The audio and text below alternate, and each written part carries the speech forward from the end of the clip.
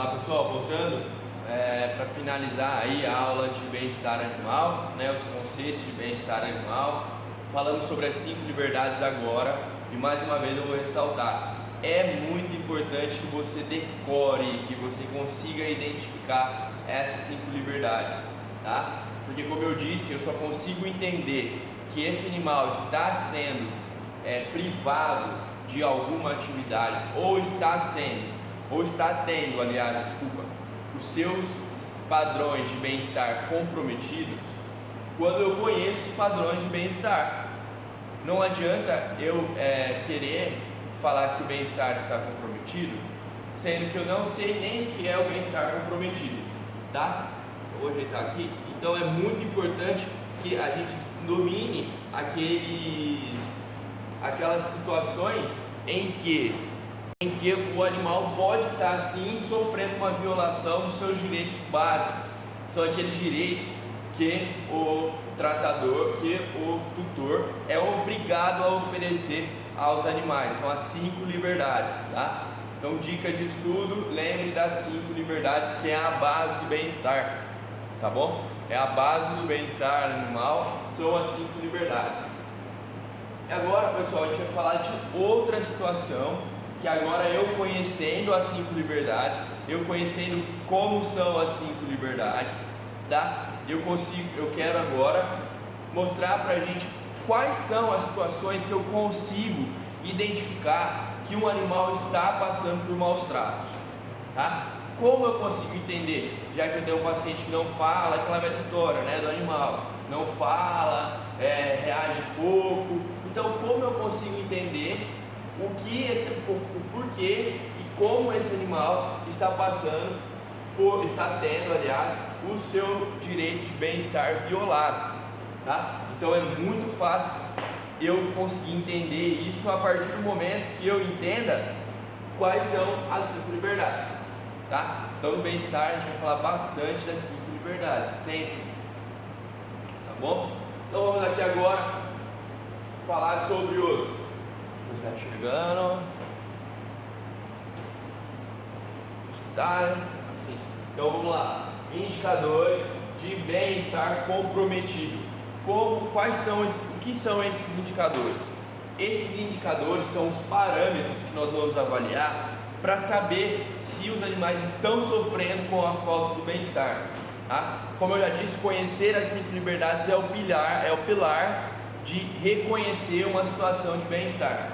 E como eu disse, os animais eles comunicam com nós através da sua linguagem corporal, certo? Já que ele não fala, então ele expressa, o seu corpo acaba expressando informações na qual eu e você que já estudou aí tem a tendência de identificar. Como a gente identifica aquele exemplo lá do cachorro que está com a orelha em pé, atento, cheirando, tá? Cheirando, ofegando assim, eu consigo entender que ele está esperto, ele está procurando alguma coisa, ele está ali alerta. Eu consigo entender, eu também tenho que entender quando ele estiver com medo, eu também tenho que entender quando ele estiver com frio, com fome, que esses são os indicadores de bem-estar comprometido, tá certo? E esses indicadores de bem-estar comprometido, eles têm alguns pontos e eles estão todos relacionados com as 5 liberdades, tá? Então aqui nada mais é do que exemplos de comprometimento do bem-estar comprometido, exemplos de como as 5 liberdades foram comprometidas.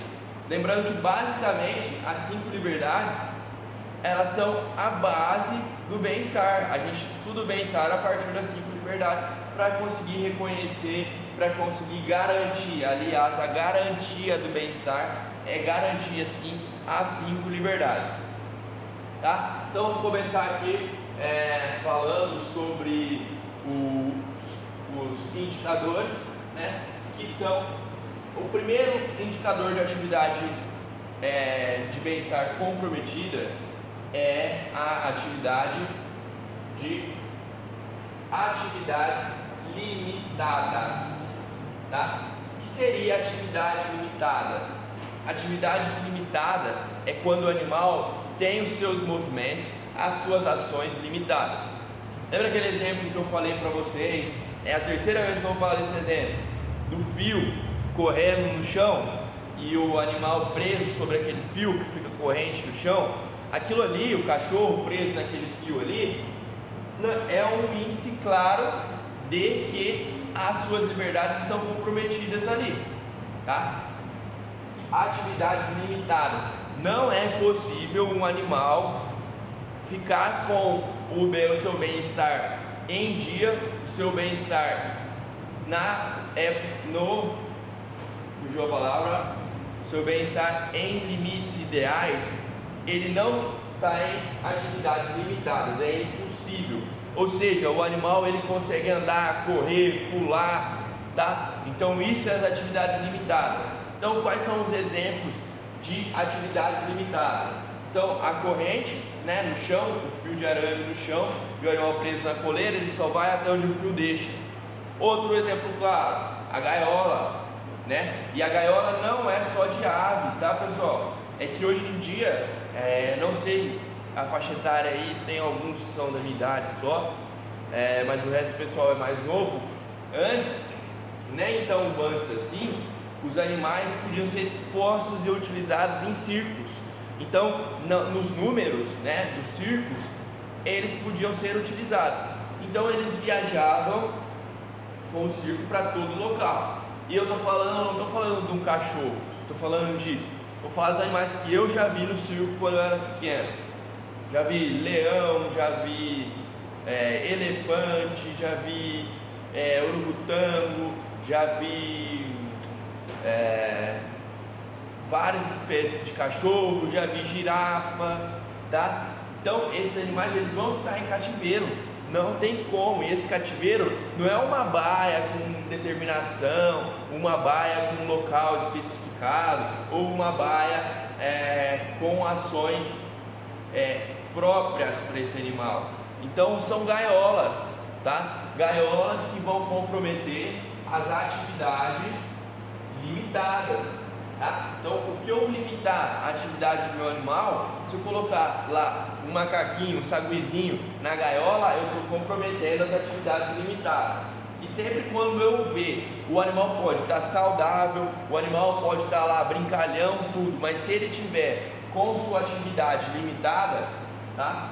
Dá para ver a atividade limitada? Dá. Com sua atividade limitada, ele não está atingindo o seu nível de bem-estar animal. Combinado? E isso é importantíssimo que eu entenda e que eu saiba e que eu passe para o meu colega, que eu fale para o meu vizinho lá. Ó, a história o papo é reto e é um só. Se você não tem espaço para ter cachorro, você não tenha um cachorro. Se você não quer que o cachorro corra atrás das galinhas, não tenha cachorro ou não tenha galinha, escolhe, tá? Não adianta você pegar um cachorro e deixar ele amarrado o resto da vida porque ele corre atrás das galinhas, tá? Não é legal correr atrás das galinhas, beleza? Ou você tem que ensinar ele, ou se ele é grande já, então não pega para você não deixar ele preso na corrente, tá? O animal não vai ficar bem. Eu estou dando o exemplo do cachorro porque é o mais comum aqui, mas a atividade limitada, por exemplo, um cavalo lá nas baias, nas cocheiras. Eu vou te falar, a baia de um cavalo é menor que poderia dar o exemplo da sala de aula, mas tem como que vocês não estão vendo, né? Mas a baia de um cavalo é pequena.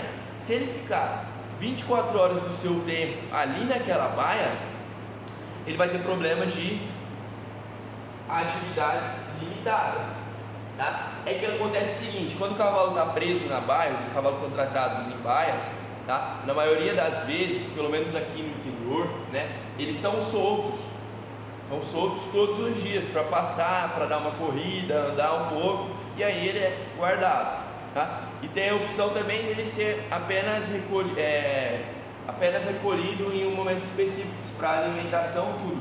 Mas isso já causa quando o animal fica muito tempo engaiolado lá. Então quem tem cavalo já sabe, quem já viu cavalo em baia, quem já viu vídeo de cavalo em baia, sabe que quando o cavalo está muito tempo na baia, ele fica balançando a cabeça, tá? Ele adota um movimento repetitivo.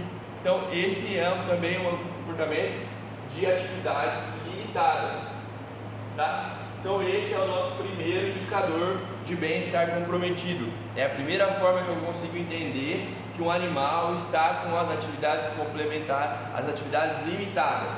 Então, exemplo de atividades limitadas: o cachorro no espaço pequeno, muito pequeno, tá? As gaiolas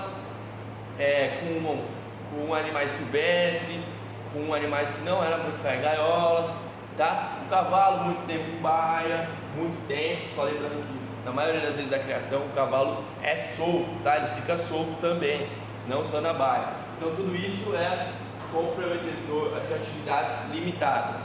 Primeiro comprometedor, hein? Primeiro indicador, aliás, de bem-estar comprometido é esse, tá? Segundo fator